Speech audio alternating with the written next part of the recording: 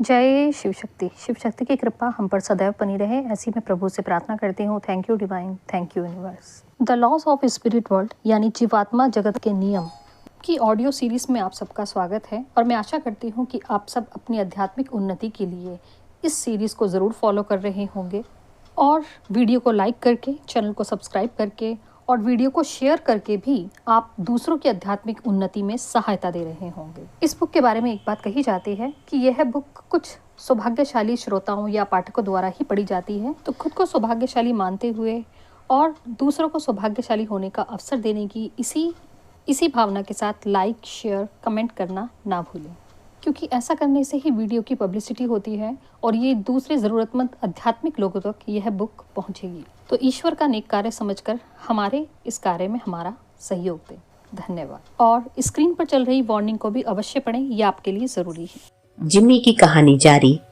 विषय है ईश्वर हमेशा न्याय करते हैं। तारीख 15 मई 1981। कुछ सालों तक हम वही करते रहे जो हमारे पिता कहते थे।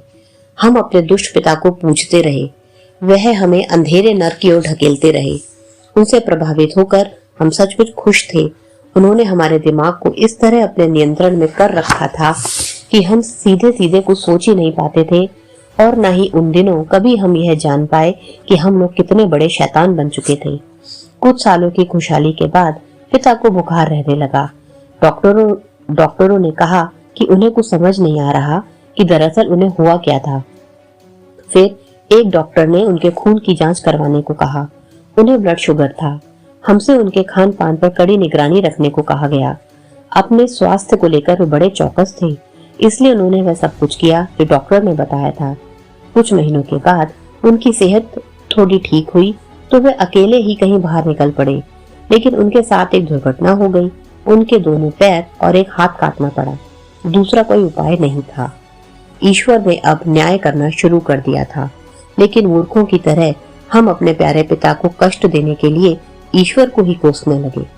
कुछ दिनों बाद डॉक्टरों ने उनके फेफड़ों में कैंसर पाया। जैसे हम पहले ईश्वर को कोसते थे, उसी तरह अब फिर कोसने लगे, लेकिन अपने भयानक काम करने हमने बंद नहीं किए। मेरी बहनें बीमार पिता की देखभाल करती थीं। उन्हें असहनीय दर्द होता था और वे बहुत कमजोर हो गए थे। इतने पर भी मेरी बहनों को पिता लंबे कोड़े से इसलिए पीटते थे क्योंकि उनसे दर्द सहन नहीं होता था। अपने कष्टों के लिए पिता ने हम सबको दोष देना शुरू किया।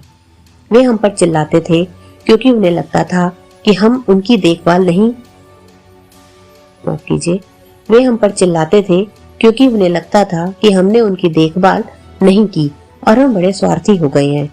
हमारे पुरोहित ने जब पिता की बीमारी और उनके असहनीय दर्द के बारे में सुना तो वे हमारे घर आए। पहले की तरह पिता ने उनका स्वागत किया और पूछा, मैं इतना कष्ट क्यों भोग रहा हूँ, जबकि मैंने किसी को तो कष्ट नहीं पहुँचाया और हमेशा अच्छे कर्म ही किए हैं। अब बेचारे पुरोहित को क्या पता था कि मेरे पिता कितने बड़े दुष्ट थे। सो उन्होंने ईश्वर से पिता के लिए प्रार्थना की और सर्वशक्तिमान ईश्वर से उन्हें ठीक कर पाने में मदद करने की विनती की। इसके बाद वह रोज शाम 5 बजे हमारे घर आते। हम सभी उनके आने की तैयारी करते और थोड़े समय के लिए नैतिकता से भरे भले आदमियों की तरह बर्ताव करते। एक दिन पुरोहित समय से जरा पहले ही घर आ गए। घर में प्रवेश करते ही उन्होंने मेरे पिता को अत्यंत गंदी भाषा में मेरी बहनों पर चिल्लाते और अपने कष्टों के लिए उन्हें दोष देते सुना। उन्होंने यह भी कहा कि मरती हुई एक बूढ़ी औरत ने उन्हें बद्दुआ दी थी कि वे भयानक कष्ट भोगेंगे। बदले में पिता ने भी उस औरत और उन सबको बद्दुआ दी जिन्होंने उन्हें बद्दुआ दे दी थी। यह सब सुनकर पुरोहित हैरान थे। वह मुड़े और बिना किसी को कुछ बताए दबे पांव वापस लौट गए। पुरोहित बुद्धिमान और धार्मिक आदमी थे। वे अच्छी तरह समझ गए कि मेरे पिता एक दुष्ट इंसान थे और जरूर उन्होंने अपने बच्चों अर्थात हमें भी भ्रष्ट किया होगा। तारीख 16 मई 1981। जिमी की कहानी जारी है। विषय है ईश्वर सब कुछ देख रहे हैं। पुरोहित सचमुच एक बुद्धिमान और स्पष्टवादी व्यक्ति थे। उन्होंने एक पुलिस अधिकारी से बात की और उनसे कहा कि वह हमारे परिवार के बारे में सब कुछ पता करे। थोड़े ही दिनों में पुलिस ने सब कुछ पता कर लिया। उन्होंने सारी जानकारियां हासिल कर ली, लेकिन अभाग्यवश उनके पास कोई सबूत नहीं था। उन्हें सूझ ही नहीं रहा था कि वह क्या करें। इसी बीच मेरे पिता की हालत बिगड़ती जा रही थी। अब उन्हें सारे शरीर में असहनीय दर्द होने लगा था। उनकी डायबिटीज भी काफी बढ़ गई थी। सारे शरीर में उनकी त्वचा पर फुंसियां निकलने लगी थी। उनका गुस्सा भी काफी बढ़ गया था और उनकी हालत देखी नहीं जाती थी। जो कुछ भी उनके हाथ आता वे फेंकने लगते थे और साथ ही हमें गालियां देते और कोसते थे। पुरोहित इन सब के बारे में अच्छी तरह जानते थे, क्योंकि उन्होंने बिना हमारी जानकारी के हम पर बड़ी गहराई से नजर रखी थी। एक दिन जब हम सब लोग घर पर थे, वह आए, क्योंकि उस दिन मेरे पिता की हालत बहुत खराब थी। हम सब पिता के ही कमरे में थे, इसलिए वह भी सीधे वहीं पहुंचे और उन्होंने धीरे से कहा, जरा इधर देखो, तुम सब एक चमत्कार देखोगे। फिर उन्होंने पिता की ओर देखते हुए कहा, शांत हो जाओ और अब इस चमत्कार को देखो। उन्होंने कमरे में इधर उधर पड़ी सारी चीजों को इकट्ठा किया जिन्हें पिता फेंक सकते थे और हमसे उन सब चीजों को दूसरे कमरे में ले जाने का निर्देश दिया। हमने सारी चीजें उठाकर दूसरे कमरे में रख दी। हमने सोचा शायद पुरोहित पिता को जादुई तरीके से ठीक करेंगे।